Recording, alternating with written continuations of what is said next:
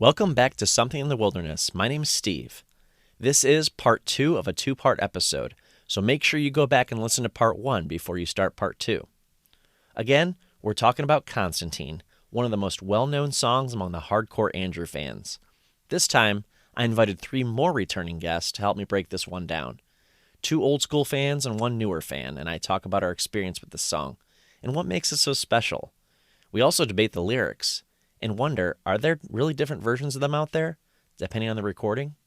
Check out the show notes for a link to donate to the Dear Jack Foundation if you're able. Without further ado, let's get to it.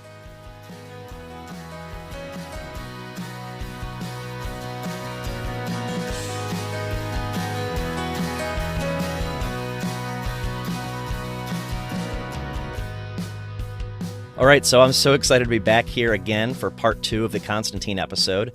I've got 3 more former guests on other shows that we've done before, and thank you guys so much for coming back and being willing to talk about yet another song in the catalog. So I think it's cool that I think everybody that's come back for these Konstantine episodes, at some point we've mentioned that song in the episode we did, even though that song that we did before may have had nothing to do, seemingly, with Konstantine, except that it's sung by Andrew McMahon and written by Andrew McMahon. So, all right, so I'm going to go around the horn and let everybody know who's here. Amy, why don't you kick it off and tell us who you are, what episode you did with us before, and anything else you want to say. I'm Amy. I was a guest on the episode for Hey, Hey, Hey, We're All Gonna Die. And it was a great experience, and I'm excited to help record another one. Oh, hi. I'm Steve, and my hetero life mate Chris is here too. But I'll start with me, Steve, Wingman Steve from the High School Never Ends podcast. Before we talked about, we talked about everything. When you were on our show, we talked about every single one of his albums. When we were on your show, we talked about Punk Rock Princess. And I've talked a lot about Konstantine probably. So I'm excited to, just chat through it. You talk a lot is what you do, but that's okay. You're allowed to. We both have podcasts. But hey, I'm Chris. I too am from the High School Never Ends podcast, and really excited to be on this show. So I think Steve said it all in terms of what we've done with Steve so far.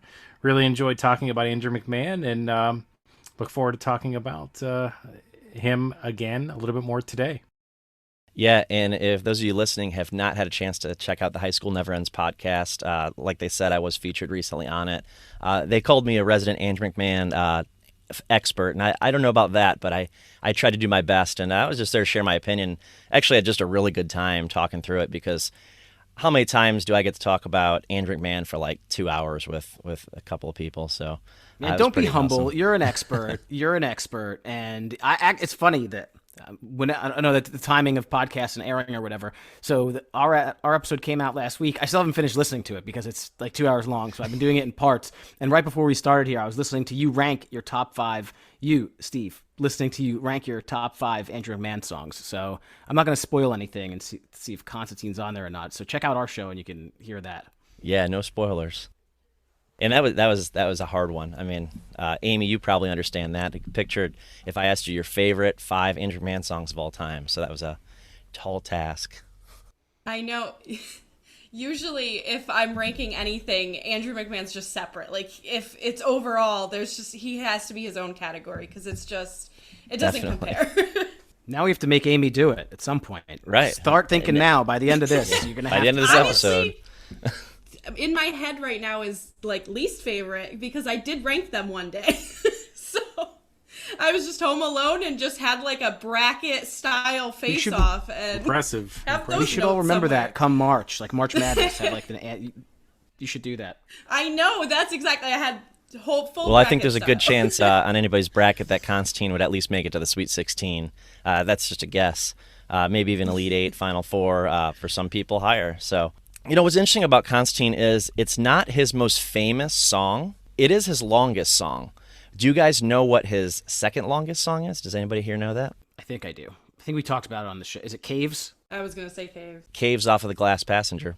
I got a bunch of flack because of that from one of our listeners, because I did not say nice things about Caves. I said, listen, guys, you had one 9-minute song. That's all you get. You can't have another 9-minute ballad. Like I can only do one per band. And when this one has been done so well, and we went back and forth a little bit. And I think what happened was, we were studying these albums and listening. And when you're going through albums front to back, and Konstantine is just stuck in my brain. You don't have to listen to it. I've got the entire thing somehow, 9 minutes and 36 seconds, just in my head. Cave's not so much. And when you're trying to get through 8 albums to talk about them on a podcast, that one I was like, I don't have, guys, come on, I don't have the time for this. And so I did get in a little spat about which was a better written song, but I think it was very respectful. Yeah. We know that the only reason Konstantine is popular among the fans is not because of its length, because otherwise Caves would be the second most popular, right? And it's definitely not, as Steve just pointed out. So, but I also want to share that Konstantine is having its 21st birthday this week. So at the time this episode will air, beginning of November, Konstantine will be old enough to drink alcohol. So let's start with Chris this time. So how did you first hear this song, Chris? Where did you first come across this one? I don't want to disappoint anybody out there that is a really big fan of Andrew McMahon or this song, but no, the first time that I listened to it was probably about a month ago when we started going through the episode for our show. And so I mean, it really kind of hit me hard that wow, this is a little bit different than everything else that I've been listening to, and it definitely is a lot longer. But I'll tell you what, like I can give you some opinions, and we'll get into this, I'm sure. But what I can bring here is some opinions from somebody that heard this fresh, like is brand new to this song almost. And I think I have some opinions based on that. But I mean, it's really it. I mean, I have no history with this song other than maybe just recently. Go ahead, Amy. So I don't remember the first time or like my first experience with this, but I just know it had to be like 2006, 7, 8, around then, because I have very strong memories of sitting on my middle school bus on my iPod and just listening to this and kind of having that like movie moment where like my hand's on the the window of the bus and I'm just listening to it and it's still dark out and every part of me is just into the song and like I'm checked out of reality. And that's really I think my first experiences with the song, and that just kind of became a cycle of listening to it like that. So it pretty much pulled you in right away. Mm-hmm. Okay. Yep. And I mean, I found him through my sister, so I'm sure the first time listening was, in her car, and she played it and was like, you have to check this out, because I know it was one of her favorites right away. So I'm sure the very first time was, her playing it for me, but it definitely, I downloaded it right away and kept listening to it that way. Cool. How about you, Steve? Yeah, I am a drive-through records fanatic. Okay, in 2001 and 2002, if it was drive-through records, I was all about it. I think that probably started with like Phoenix TX. Blink wasn't on drive-through, but Something Corporate was on drive-through. And in 2001, there was the sampler. I'll never forget this sampler. I don't know if I got it at a Warped Tour or if I just bought it at a CD store, but it's called Welcome to the Family. And there's the front cover of it looks kind of like the cover of The Godfather, like the font and everything like that. Mm-hmm. And there's this old, large-looking man on the front as well, like kind of impersonating The Godfather. And on this album, I got pulled into a lot of these bands, which I eventually got way deep into. On this compilation was Alistair, Phoenix TX, Finch, Homegrown, Midtown, The Movie Life, Newfound Glory, RX Bandits, Starting Line, and Something Corporate. There were 2 Something Corporate songs on that. The first of which was Konstantine, and the second of which was If You See Jordan. And it's a little weird. I don't know if what I'm looking at now, I don't think this is actually, it says tracklist, but it looks like it's actually in alphabetical order. I do remember Konstantine being towards the end. And so this was right around, when Leaving Through the Window came out, in that same vicinity, that same drive-through era, Warped Tour. And man, I don't know that I ever really heard like a piano rock ballad, something like this. And the fact that it's long, like I don't like it because it's long, but it's long and it doesn't like bore you. I did some quick math. Assuming that I listened to this at least 100 times in my life, that's 140 hours of Konstantine at a minimum that I've spent my life listening to. It has to be more than 100 times, but that was just some quick math. I don't know. For me, it's just a really nice story. This is a song that has like a lifeline. It's got a pulse. It's like a play almost. There's different acts, and it's a living, breathing thing with a heartbeat. For me, this was like, I remember I went to school at Penn State in the middle of Pennsylvania, and I'm from Long Island. So when I would go to and from, or when I would visit other places like Philadelphia or Pittsburgh, this was a song that I would put on long drives, right? Because who cares about 10 minutes in a song if you're on a long drive? So this was on any sort of like mix CD that I had for long drives. And I feel bad for all the girlfriends I might have had that I forced them. You not only do you have to listen to this, but you be quiet and you have to listen to the words and just stop. I feel bad for all those people. But, apologies to anyone listening who might be part of that group. But yeah, I guess my history with Something Corporate goes back to kind of close to when Something Corporate started and right when this came out. And it's always been a fan favorite of mine. It's funny you say that, Steve, because today I did that to my wife, so I should probably go apologize to her after we record this.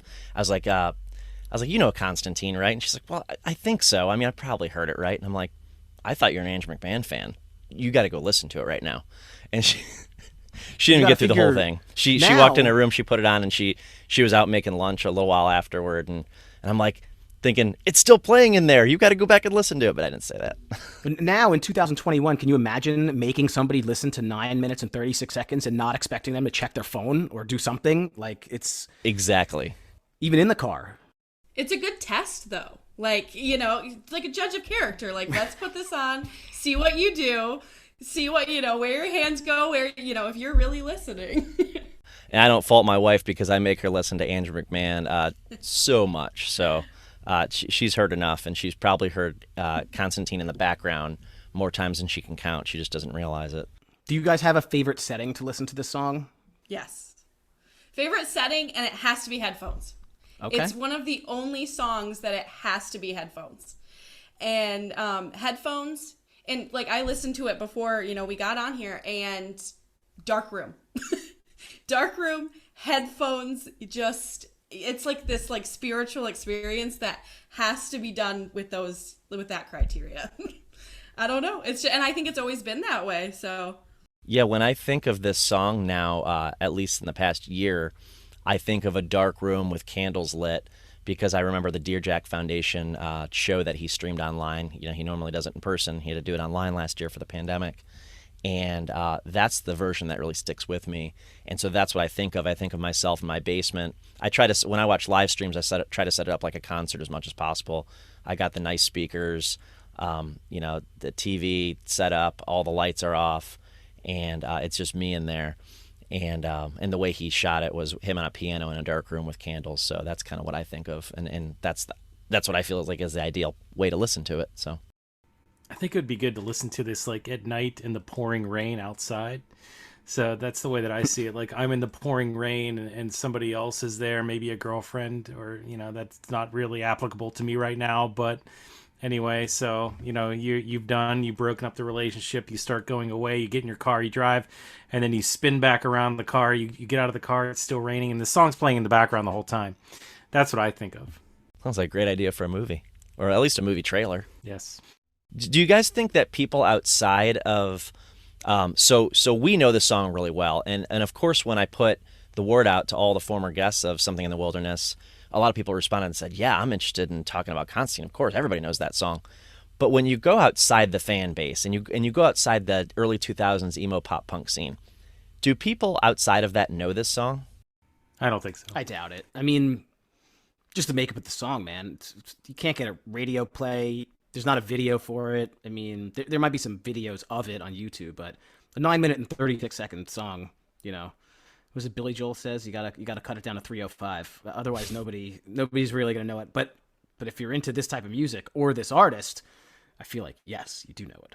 Mm-hmm. Yeah, I mean, I can tell you. I mean, from personal experience, it's Yeah, no, I was never really introduced to this. Like, no one ever said to me, you have to listen to Konstantine.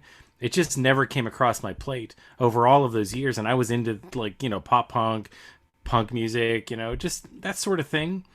And it just eluded me. So, imagine somebody that doesn't listen to this type of music, they probably would never hear of it. I don't know. The only people I know that know this song, besides the people I know from being fans of Andrew McMahon, are my wife and then the girl I was dating back in the early 2000s when it came out, or probably shortly after it came out. And I introduced both of those people to the song, and that's the only reason they know the song.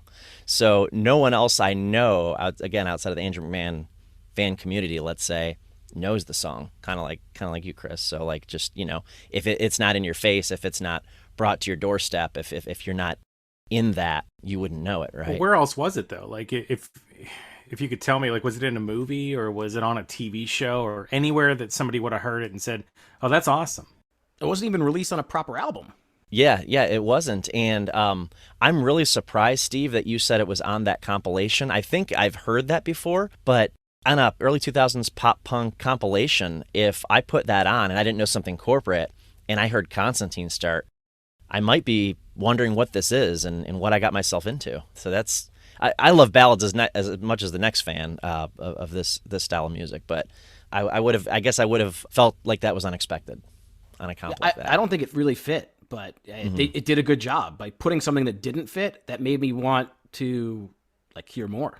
Yeah, good point. Another way I think that, again, you mentioned like the pop punk scene, and what goes along with that is it's actually been referenced in quite a few other songs during that time. So I know one of the songs is by a band, Amber Pacific, and it has a line in its reference to a song you love, spell confusion with a K. And there's I think maybe two others that, bands at that time.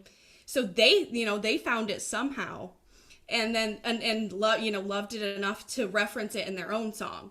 Oh yeah, which I think is interesting because he's referencing a Jimmy Eat World song, and so it's like this kind of cycle of references, but it's like in this inner circle. Like you're not referencing this popular song at the time, so it's almost like I don't know anyone, else who knows it, but I think it was like this small, like, people around this in the scene, like, at the time knew it, enough to be referenced and everything.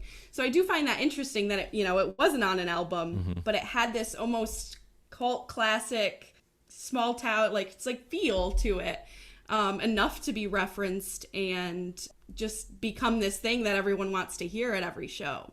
That's interesting. You said Amber Pacific. The only other place I've ever heard of that band is on one of those Pop Goes Punk or Punk Goes Pop, or I can't remember the name of it. Punk Goes 80s, maybe it was. Yeah. Oh, they have a million of them. Yeah. I remember loving whatever song they did because I remember looking at that name. I couldn't tell you which comp and which song they did on one of those comps. So They did Video Killed the Radio Star. yeah. And I love the original of that song as well. So Amy, you said that in that song, Amber Pacific song, he references confusion with a K. Yeah. They don't actually say the name of the song, though? No, well, they say reference to it. Yeah, the reference to a song you love, spell confusion with a K. And then there are... so you had to know it. You had to know the reference. It wasn't even pointing it out. Somewhere I mentioned that, and I immediately downloaded that Amber Pacific song, and that's the only one that I've, known kind of since... I was really since I really became into Konstantine, and I like how it's subtle, like it doesn't exactly say it, which is nice. And that's exactly like the Jimmy Eat World song he references. He doesn't exactly say the name of the song either. So yep, it's kind of nice that it's more subtle. Is anyone here a Jimmy Eat World fan? Oh yeah, definitely. Okay. I like the hits, okay. But I never got into the other stuff. That's fair. Yeah. Like Sweetness and... It just makes me wonder that if people that are Konstantine fans also check out bands like Amber Pacific because of the lyric, I wonder if it goes the other way too, and maybe a something corporate fan would check out Jimmy Eat World, or maybe a Jimmy Eat World fan coming into that would say, hey, I heard there's a song that references a Jimmy Eat World song. I got to go check that one out. So, or even if they Google like Jimmy Eat World lyrics and like the lyrics to Konstantine come up, That's true. It could definitely happen and, lead to like, some crossover. Yeah, absolutely. What is it about this song? Is there like a particular moment of this song that sticks out to you, to you guys, that it's like it's the part that pulls you in, or is it just like the whole does it take all 9 minutes to make it happen for you? I mean, it makes it happen for me right away. Yeah. But it keeps me there the entire time. Mm-hmm. I mean, there are parts that stand out more than others, but it's almost like it is like Steve mentioned earlier, it's like a story. Like you just keep listening, and it's almost like, you have this starting chapter and then you go through, and it just keeps you listening, and you are like reeled right in. And there are parts where it picks up more, and there's slower parts and things, but for me it's the entire thing. Okay. To me, the piano is a heartbeat in this song. I mentioned it kind of starts off where it's just piano, and then there are parts where I'm not sure if it's a tambourine or if it's just like a hi-hat cymbal that comes in, and then eventually the drums finally come in, and it's like a band, and you've seen it live, so there's a guitar. I don't hear the guitar a ton when I'm listening to it, but I think there were definitely some standout lyrics and parts. Konstantine came walking down the stairs. Doesn't she look good standing in her underwear? Had these dreams of learn to play guitar, maybe cross the country, become a rock star. But for me, the song really culminates in this crescendo. I pulled down the timestamp at 8:24. It's the very end of the song where the piano is loudest, and he comes back in, and then you bring me home, and it's the absolute loudest part of the song, and that's where you realize like kind of the journey that you were on. You were on one like a graph. You were just, and maybe it was up and down, so maybe it's not an exact 45-degree angle on that graph but I think then that's when the gravity of the song kind of sets in. Definitely, it's a slow build to that all throughout the song, and it really hits you when that comes in. I also like what you mentioned this when the cymbal starts kind of coming in after the first chorus, maybe during the first chorus or after, and then the drums come in, and it just starts to build a little bit, and that last part you just mentioned, Steve, is the kind of finale where it goes into the finale. So absolutely. How about you, Chris? Is there a place in the song that sticks out for you? No, Steve took everything I wanted to say, so I'm really upset right now. I really don't want to say anything. I should know better than to go after him. No, actually, so a lot of good points already made. I actually, and it's funny because it's like, okay, so does this song even have a chorus? Because as you start to listen to it, it kind of just flows, and you think that, and then You Bring Me Home is the chorus. And then what's cool is that the next time he goes into that, I love when they change the chorus up. I love songs that do that. So, the next time they get to that, what I thought was the chorus, he changes the words up, because we both know what it's like to be alone, rather than afraid to find out that you're alone. I don't know. That's just unique to me, because it's kind of like the story is progressing kind of to the theme that was already brought up. But I like right after that second quote unquote chorus that things change a little bit, just slightly, where you basically have, I don't know if the piano drops out, but basically it goes into more of like a synth sound with I imagine it to be a tambourine, but my instrumental ear is completely out of whack, so who knows what it is. Something to that effect. And that's kind of where the build comes, after that, and that's where I really got into this song. I could tell you that much. I really wasn't into the whole beginning part, just because to me, like, it's just, it's drama piano music, which is good to a certain extent, but I think this song really took some character and got some real emotion when you had a break, and it's right after it's right after the part where they start talking about Konstantine, where he starts naming Konstantine by name, and Konstantine came walking down the stairs, so on and so forth. Yep. That's where I love that build, and then it becomes a little bit even more hectic. I see it as like hectic emotion kind of coming through, and him really just starting to pour out everything he feels about the subject matter that he's singing about.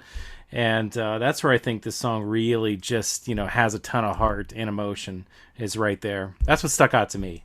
And I like that you brought up the chorus, Chris, because there is a building story just within the chorus itself, or let's say the kind of the main point of the story, because you get, like you said, afraid to find out that you're alone in the first chorus, like you mentioned, and then you get, because we both know what it's like to be alone, but then in the third chorus it's, and we'll go to sleep, but this time not alone, and you'll kiss me in your living room. So it's like this dramatic, are they or are they not, and at the end it kind of sounds like a happy ending, but I don't know. I also feel like it's open-ended here.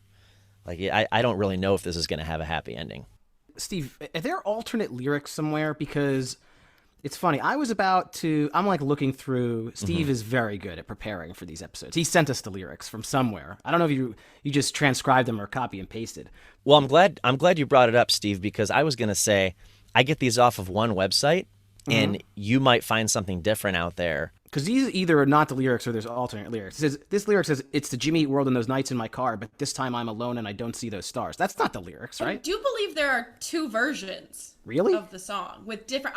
I think so. Because I remember listening to it before. There's several recordings. I remember listening to it before and being like it caught me off guard. Like, wait, what? Like, I remember it differently and then found that other version. There's also a couple of lyrics that I didn't even, like, I don't think I've ever read the lyrics, but I'm looking at them, and there's some that I don't know if I was saying the wrong thing, or maybe I'm reading the wrong thing, because this is because I can spell confusion with a K. It's hard to like it. I always thought he said, "and I can like it."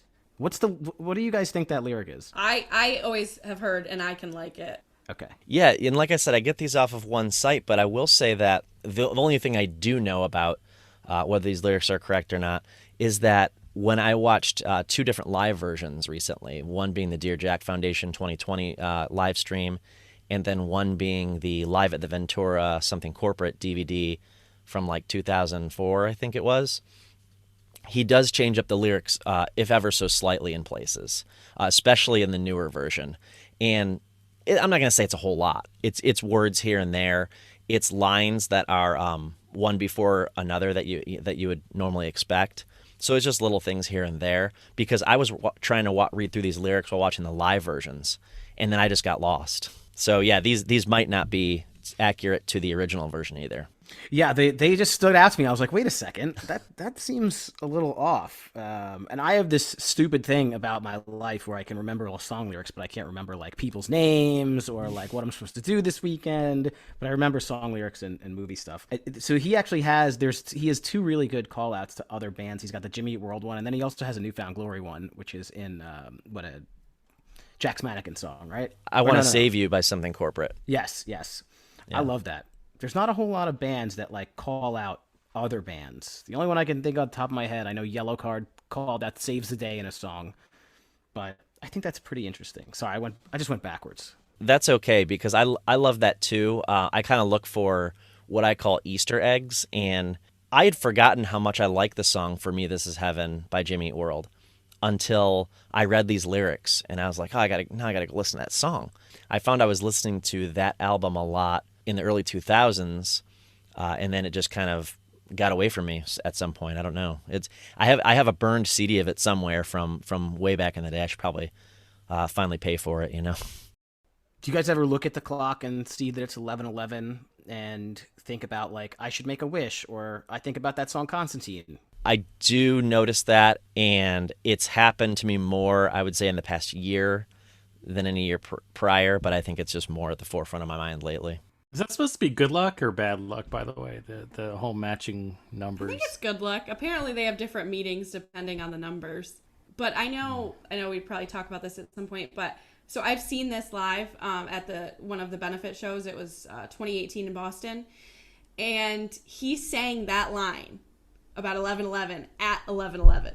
And everyone was looking at their phones like just like gasping, and he at the end he's like, did I hear that right? Did I sing it at 11:11? And, he wasn't trying to, and everyone was just kind of like, it just added to the magic. And I thought that was really cool. Like, he didn't plan it at all, but it just, worked out that way. So that seems hard to believe that he didn't plan that, but how could you plan that out? Right. I mean, it's, you kind of know how long, exactly how long the song is, right? And you probably know exactly where that is if you wrote it and you play it so often, but not that often, but you play it, you've played it so much in your life. But yeah, that's pretty wild. It reminds me of the time at one of the drive-in shows last year, I heard that when he sang, I'm going to send a little rain your way, from Kill the Messenger, it started raining Wow. down on everybody. So it's one of those moments that just make memories, you know?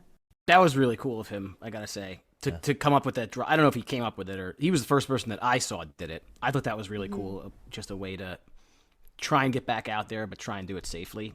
I didn't get to see him, but I thought that it was a really cool concept. It was. I wish I could have made it to one of those, but you know, I got to watch one on a live stream, and that was good enough for me. So it was, yeah. What was for those people that may not know? I mean, like me, what was the concept?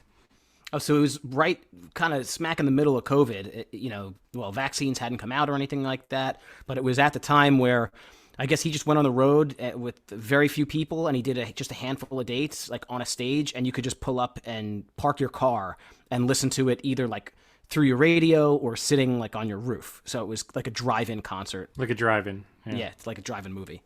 Yeah, it looked exactly like a drive-in movie when people had pulled in, and they just kind of like Steve said, hung out on their cars or just outside of it, and it was a pretty cool concept. And he was there was a few artists that did that, but I feel like he was at the forefront of that whole idea. You know, I truly think that he loves playing live shows. Of course, artists have to make money. This is how they make their money nowadays, and it's kind of how it's always been. And I know that's just a small part, at least a small part of it. But I truly believe that he loves being out on stage and being around people and doing this for a living. So I know that he was itching to get out there, and he's out on tour right now. And so far, so good. Things are going well. So and again, kind of like Steve pointed out, it's a small group of people playing. It's only, I think, 3 band members on stage, including Andrew himself. So in fact, we were originally going to do this 2 days from now, but Amy had a little conflict. Amy, what do you got going on Wednesday? I'm seeing Andrew on Wednesday night. Nice. I'm very excited. Yes. Yeah. Yep, my sister and her husband, and leaving after work tomorrow and heading to Albany. So, yeah. Good for you. That sounds like a lot of fun. So wish I could be there. I know this is like my little warm up, and then it'll be, Andrew's songs all leading up. So. This episode is your warm up. All right. Yes. Well, I can't promise you he'll play Konstantine, and I bet he probably won't. But I hear you're gonna hear it pretty soon. Yeah. So he's playing on the Rock Boat on 11/11, and we received an email recently. The Rock Boat people received an email recently that said that he's going to be playing his Dear Jack Foundation show live that night, probably as a warm up to the actual Foundation show on the 13th in Philly a couple days later. So, yeah. So I may be hearing in a couple weeks. That would be awesome if that happens. So. Looking forward to that, because I opted not to go to the shows recently, kind of because I felt already committed to seeing him on the Rock Boat in a couple weeks. The whole issue around him playing this live is interesting to me because, well, for a few reasons. But I first want to say that he's played it. I counted all the times that he's played it just based on Setlist FM, listing it under the different artists, Something Corporate, Jack's Mannequin, Andrew McMahon Solo, Andrew McMahon in the Wilderness. In total, he's played it 128 times, supposedly in concert. And several of them have been the last 6 or 7 years of this Dear Jack Foundation show. He's kind of vowed only to play it at every November now, that one time. But I guess he's made some exceptions at some point. I just learned today and a little bit last night that in 2013, when he toured solo, just Andrew McMahon, he played at every headlining show he did that year. Apparently, at times, he's brought it back and it's become part of his regular set. But that's kind of a rare thing.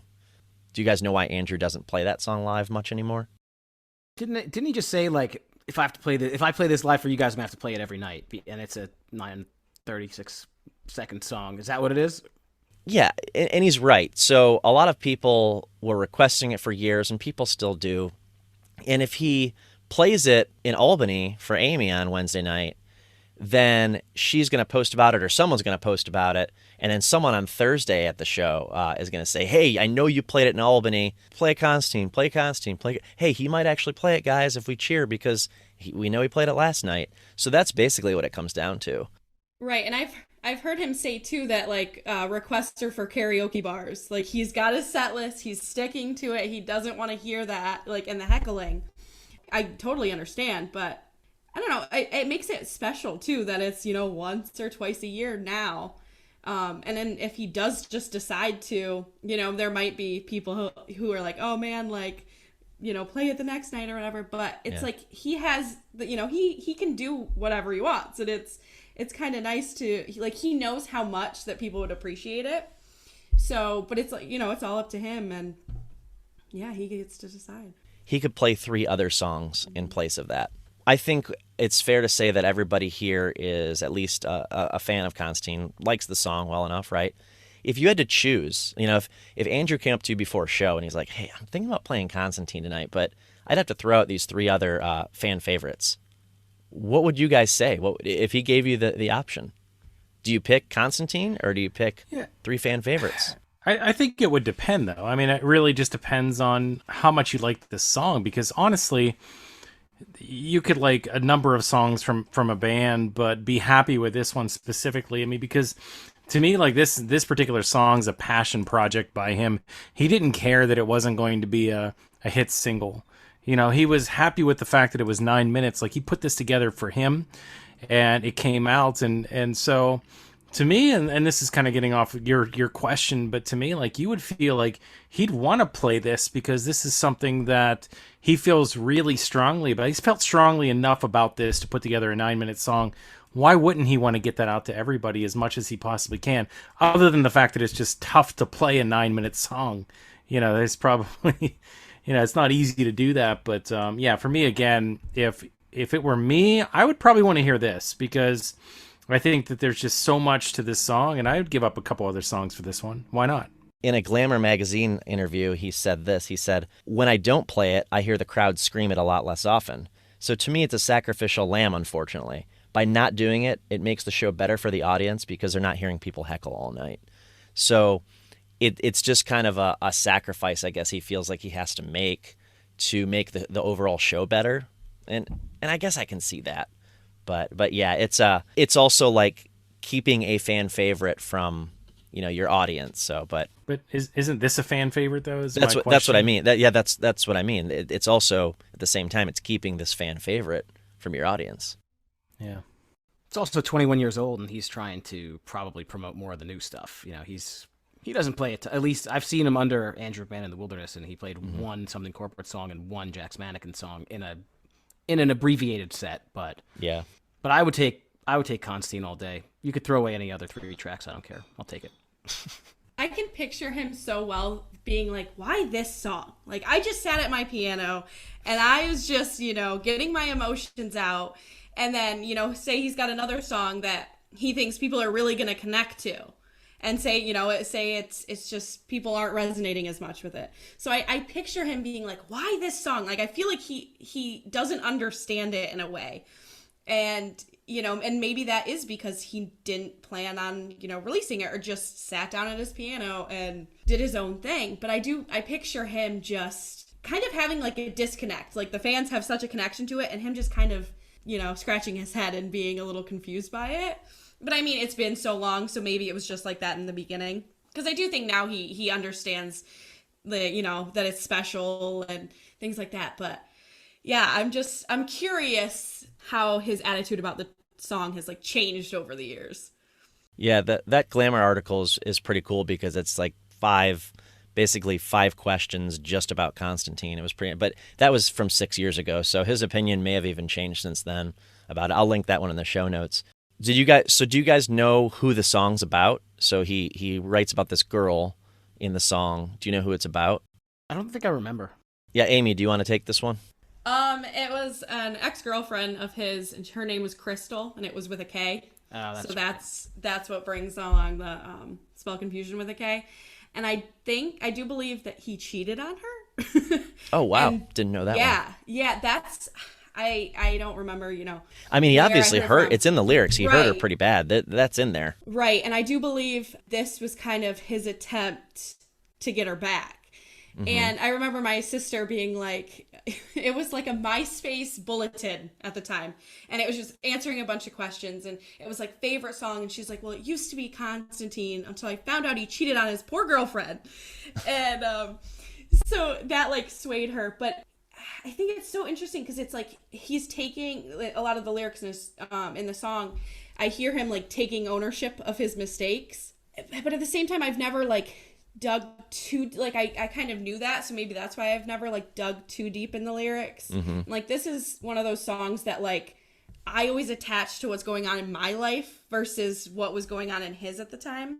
And maybe that's why with the ending that he's hoping for that resolution. He's hoping that, you know, this song will win her back, you know, despite all of, you know, whatever he did. So I just picture him, you know, sitting down at his piano and being real mad at himself for what he did.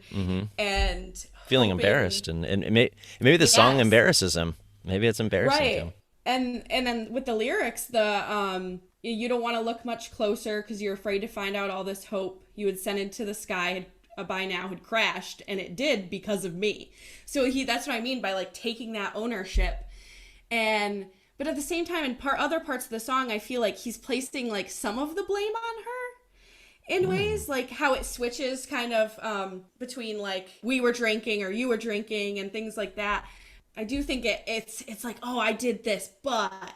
And, you know, he was young at the time, so maybe he did have that where he tried to take ownership, but he couldn't 100% do that because, you know, the, like, immaturity at that age and stuff. So, yeah, I just think he just tried his best, the best way he knew how to, which was, you know, through lyrics and through song, and was hoping that it would, you know, bring her back.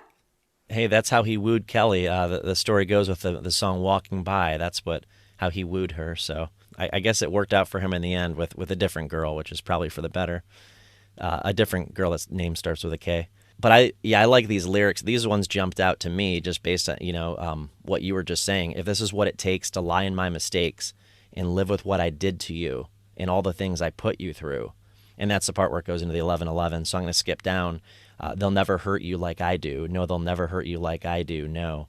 I think by the finale here, he's taking the blame. But then, like I said, it kind of sounds like they get back together by the end, but it doesn't sound like it's going to last, which, and maybe that's just me forming that opinion because I know what happens after that in his life.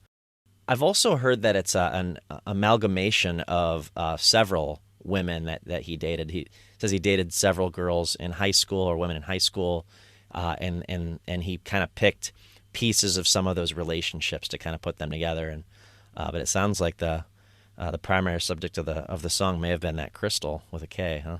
Sounds like it, yeah. Why do you think Konstantine, though? Like, do you think that was just a placeholder for Crystal, or was there more meaning to that title specifically? That's a great question, Chris. Do you guys know what Konstantine represents in religious text? I really don't. So I know I've seen it places, but I've never.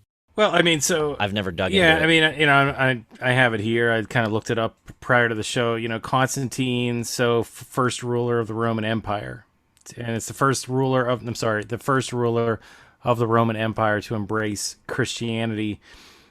To me, like, I don't know what relevance that has to the song, but again, like, I don't know. Maybe Crystal was forgiving of him and what he did, and one of the bases of Christianity is to forgive. I'm just not sure.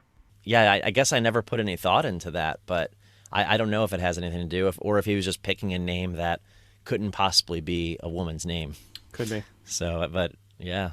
So, Chris, you haven't completely shared your opinion of what you think the song's like. I think I've gotten from Steve and Amy that they're really big fans of this song. How about you? What thoughts do you have on this song overall, like in general?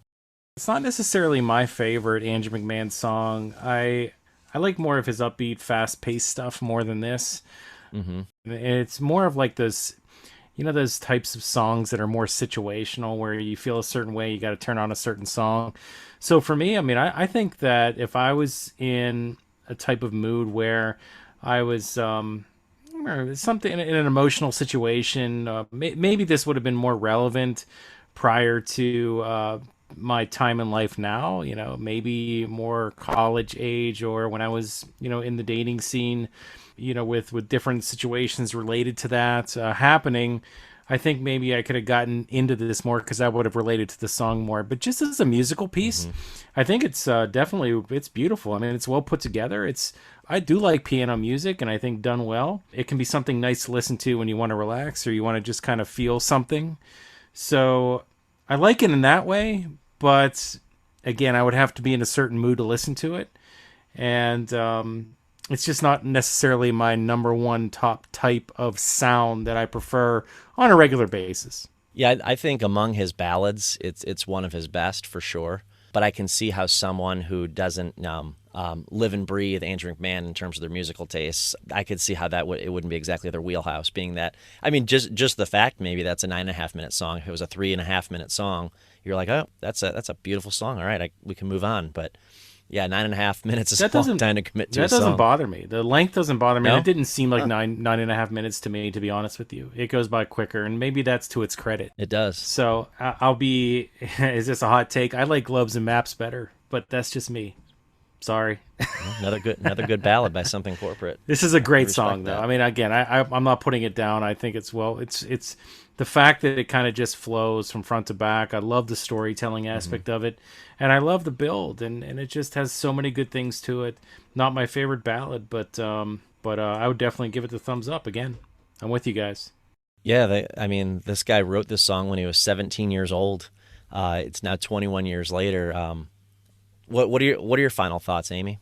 That's what I was going to say is I feel like this song has a little bit of a special meaning for the fact that I feel like it's grown up with me and that I've listened to it at so many different points in my life, and it's taken on so many different meanings, and I'll put this person, I'd be thinking about this person at the time, and like I said, like middle school bus, like who knows who I was thinking of it then, but then it just I just, would put whoever with it, and I didn't take it as a song, even though I had that, in the back of my head, oh, it's about, probably about his girlfriend cheating on him. I didn't view it like that ever. To me, it was, this love song, and it's always been special, and I can picture different points in my life where I've listened to it, and it's just grown up with me. So I think that's, what makes it special. How about you, Steve? Whoa, final thoughts. I think I said all my thoughts. I don't know. I would just say that to me, it's a love song. I didn't read. Listen, you can read into the lyrics, and I understand all those points 100% make sense. To me, it's a song that kind of gives you all the feels, and you don't even have to know what you're feeling or why you're feeling it. But the music, I think the music really takes over and kind of carries you along this journey. And Chris said that the 9 minutes 36, it goes by quick.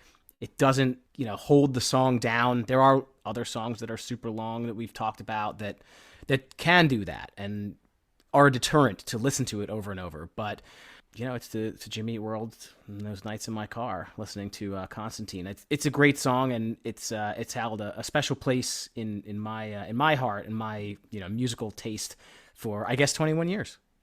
I just want to thank you guys again for joining me in this journey. It's asking a lot to talk about one song for an hour, but hey, we're talking about a 9.5 minute song, so at least we're not talking about this for 9.5 hours, right? I thought it was worth digging into, looking at the lyrics and talking about this novelty around when he plays it live that we talked about, and just the way it's made us feel over the years. I mean, it's been like we said, for some of us, it's been with us a long time, and even if you're new to it, it's also you can kind of see what's special about it. But thank you guys for joining me. Chris and Steve, remind us where we can find you guys again online. The High School Never Ends podcast is anywhere that you listen to podcasts, and on social media, it's at HSNEPod, like High School Never Ends Pod. Then everything else related to the show, hsnepod.com. There's a bunch of stuff there. Check it out. Amy, thank you again for coming. Thank you for having me. Hopefully I'll be talking to you all again soon about some more Andrew McMahon at some point. Thanks again for listening. So I decided to do something different with this episode, and I hope you enjoyed it. It's such a special song to so many people, and you know what? I listened to the song again tonight after listening to both episodes, and I think I love the song even more than I ever have before. So I want to thank all of my guests, Bella, Jake, Mike Valdez, Amy, Chris-183, and Wingman Steve. They helped make the song even more special for me.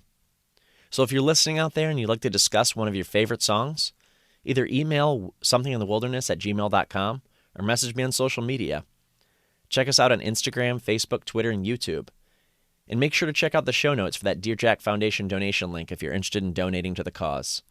Also, I want you to know that the Dear Jack live stream is coming up on November 13th. if you want to check it out. Get a ticket at the link in the show notes.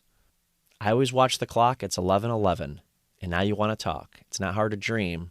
You'll always be my Konstantine.